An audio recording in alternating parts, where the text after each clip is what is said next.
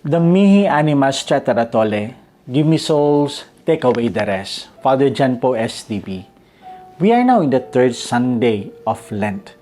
And Lenten season is a moment of rebuilding our relationship sa ating Panginoon. It's a time of purifying our hearts sa mga bagay-bagay that separate us really from the love of God. Our gospel for today is taken from the Gospel of John, chapter 2, verse 30 to 25, kung saan galit na galit ang Panginoon at sinabi niya, "Stop making the house of my Father a marketplace and destroy this temple and I will rebuild it again in 3 days. Pero malinaw po sinabi sa ating ebanghelyo that is not talking about the temple itself. Pero ang sinasabi niya, winiwika niya is Himself. Destroy this temple and I will raise it up in 3 days. Ang pahiwatig po ng ating Panginoon ngayon ay ito. He is knocking to our doors, sa ating puso, sa pinto ng ating mga puso, and sinasabi niya, "Can I clean and purify your hearts so that it will become a worthy temple of God, a worthy dwelling place of our God?" Sapagkat ang ating mga puso ay templo ng Espiritu Santo na nanahan sa atin ng ating Panginoon.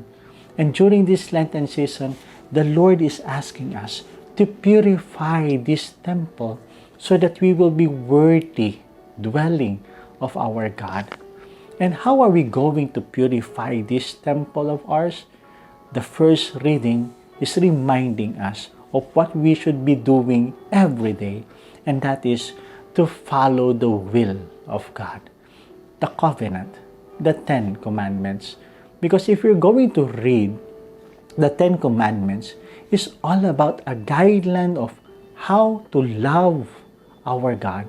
We can express our love towards Him by giving time, respect to Him, and serving and loving our brothers and sisters is our expression of love and respect towards Him. Ito po'y pinapaalala ng ating first reading.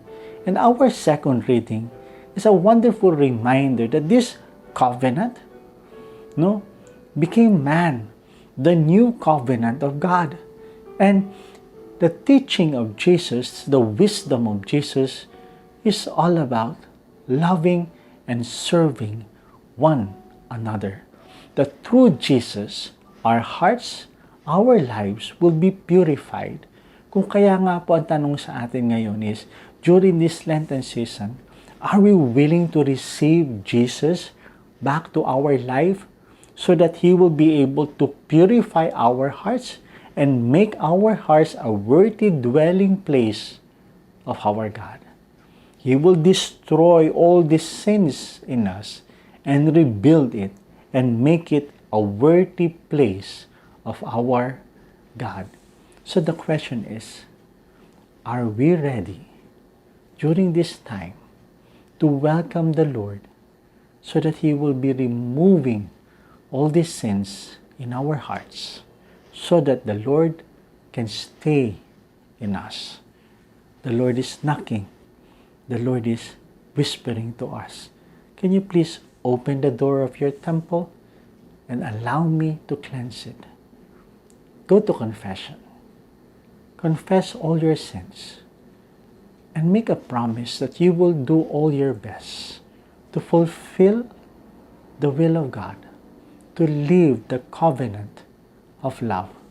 And through that, we will destroy the sinful heart and rebuild a new heart, a worthy dwelling place for our God. So once again, my dear friends, God bless us all.